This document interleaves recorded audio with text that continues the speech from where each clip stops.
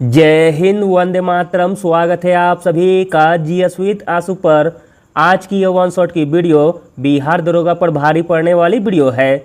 हम केवल 12 मिनट के अंदर ऐसे 30 प्रश्न को देखेंगे जो आपको दरोगा बनाने में काफ़ी हेल्प करेगा। अगर आपका भी सपना है बिहार दरोगा बनकर अपने माता पिता के चेहरे पर खुशी लाना तो यह वीडियो आपके लिए काफ़ी कारगर साबित होने वाली है। स्टार्ट करने से पहले आप लोगों से एक ही रिक्वेस्ट है, प्लीज़ वीडियो को लाइक और सेशन ख़त्म होने के बाद किसी भी एक ग्रुप में शेयर जरूर कर दीजिएगा। चलिए शुरू करते हैं और आप लोग भी सोचिएगा अपना आंसर क्या हो सकता है। पहला प्रश्न है, भारत के किस क्षेत्र में पेट्रोलियम खनिज का निर्माण नहीं होता है? प्रश्न इंपॉर्टेंट है। भारत के जिस क्षेत्र में पेट्रोलियम खनिज का निर्माण नहीं होता है वह क्षेत्र है कृष्णा नदी का डेल्टा का क्षेत्र, ऑप्शन नंबर डी।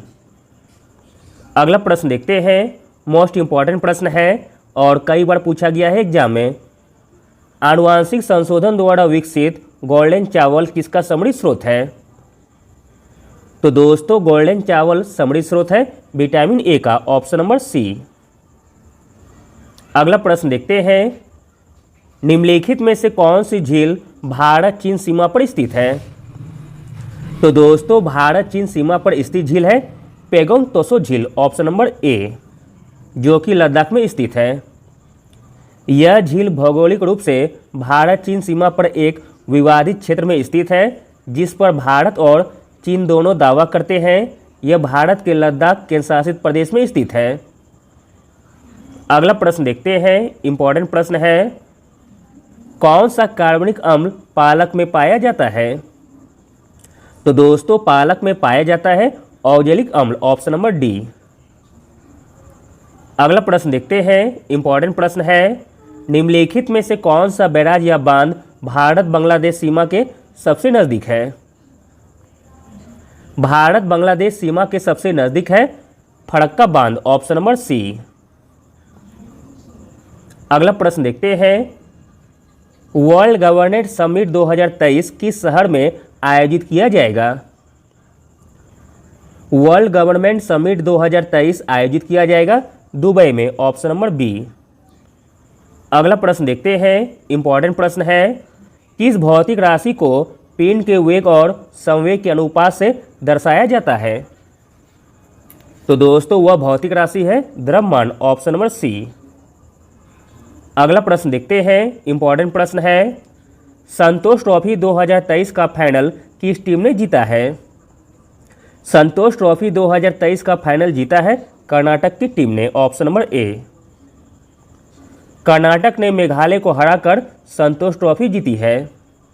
अगला प्रश्न देखते हैं, इंपॉर्टेंट प्रश्न है, कौन सा भारतीय मरुस्थल की एकमात्र बड़ी नदी है? भारतीय मरुस्थल की एकमात्र बड़ी नदी है लूनी नदी, ऑप्शन नंबर सी। अगला प्रश्न देखते हैं, इंपॉर्टेंट प्रश्न है, विद्युत चुंबकीय प्रेरण की खोज किसने की थी? विद्युत चुंबकीय प्रेरण की खोज की गई थी माइकल फैराडे के द्वारा, ऑप्शन नंबर सी। अगला प्रश्न देखते हैं, इंपॉर्टेंट प्रश्न है, तीसरा आसियान डिजिटल मंत्रियों की बैठक किस शहर में हुई है? तीसरी आसियान डिजिटल मंत्रियों की बैठक हुई है नई दिल्ली में, ऑप्शन नंबर ए।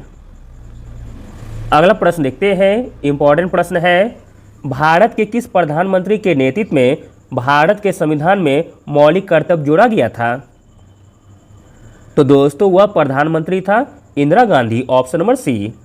भारत के इंदिरा गांधी प्रधानमंत्री के नेतृत्व में भारत के संविधान में मौलिक कर्तव्य जोड़ा गया था। स्वर्ण सिंह समिति की सिफारिश पर 1976 में 42वें संशोधन द्वारा नागरिकों के मौलिक कर्तव्यों को संविधान में जोड़ा गया था। अगला प्रश्न देखते हैं, इंपॉर्टेंट प्रश्न है, 23वां राष्ट्रमंडल कानून सम्मेलन किस राज्य में आयोजित किया जा रहा है? प्रश्न इंपॉर्टेंट है। तो दोस्तों 23वां राष्ट्रमंडल कानून सम्मेलन आयोजित किया जा रहा है गोवा में, ऑप्शन नंबर ए। अगला प्रश्न देखते हैं, मोस्ट इंपॉर्टेंट प्रश्न है, विश्व जल दिवस 2023 की थीम क्या है? विश्व जल दिवस 2023 की थीम है accelerating change, option number C. अगला प्रश्न देखते हैं, आर्द्र पर्णपाती वन बिहार के निम्नलिखित में से किस जिले में पाया जाता है? प्रश्न इंपॉर्टेंट है। तो दोस्तों आर्द्र पर्णपाती वन बिहार के जिस जिले में पाया जाता है वह जिला है किशनगंज, ऑप्शन नंबर सी। अगला प्रश्न देखते हैं, इंपॉर्टेंट प्रश्न है, निम्नलिखित में से कौन सा जैवमंडल सही सुमेलित नहीं है? जो सही सुमेलित नहीं है आपको बताना है। तो दोस्तों इसमें जो सही सुमेलित नहीं है वह है option number C, Dehang Dibang Uttarakhand, जो कि गलत दिया गया है। देहांग दिबांग जैवमंडल जो कि अरुणाचल प्रदेश में स्थित है, बाकी तीनों सही दिए गए हैं। कंचनजंगा सिक्किम में है, कोल डेजर्ट हिमाचल प्रदेश में है, शेषाचलम आंध्र प्रदेश में है। अगला प्रश्न देखते हैं, इंपॉर्टेंट प्रश्न है, निम्नलिखित में से दिल्ली के किस सुल्तान ने ब्राह्मणों पर पहली बार जजिया कर लगाया था? तो दोस्तों ब्राह्मणों पर पहली बार जजिया कर लगाया था फिरोज शाह तुगलक ने, ऑप्शन नंबर बी। अगला प्रश्न है, भारत के किस शहर में राष्ट्रीय स्तर का पहला अमृत सरोवर बनकर तैयार हुआ है? मोस्ट इंपॉर्टेंट प्रश्न है। तो दोस्तों राष्ट्रीय स्तर का पहला अमृत सरोवर बनकर तैयार हुआ है उत्तर प्रदेश के रामपुर में, ऑप्शन नंबर ए। अगला प्रश्न देखते हैं, इंपॉर्टेंट प्रश्न है, निम्नलिखित में से कौन सा वक्र कर की दरों तथा सरकारी राजस्व के बीच संबंध को दर्शाता है? तो दोस्तों वह वक्र है लाफर वक्र, ऑप्शन नंबर ए।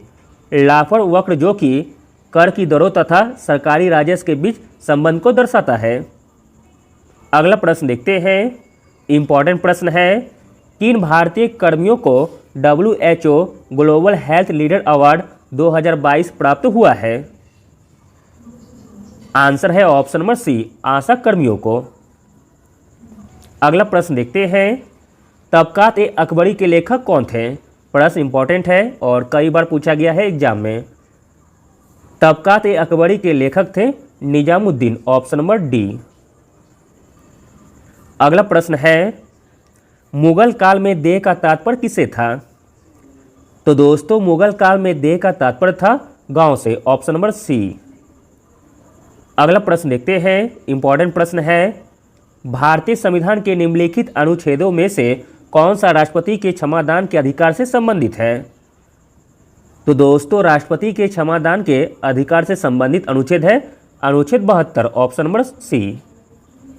अगला प्रश्न देखते हैं, रिपब्लिकन पार्टी ऑफ इंडिया के संस्थापक कौन थे?